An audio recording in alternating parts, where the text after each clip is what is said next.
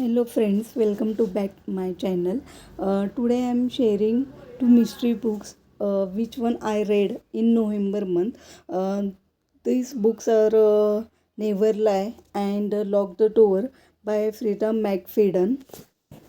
Let's talk about the Lock the Door book. This book is not only scary but also emotional. So, after reading this book, I was thinking about the character for a long time. Next, talk about the Never Lie book. This book full of secret book. Every chapter made me doubt on every character. The ending, this book ending is a big shock. I didn't expect the twist of this book. Tell me in comment which thriller book should I read in next month.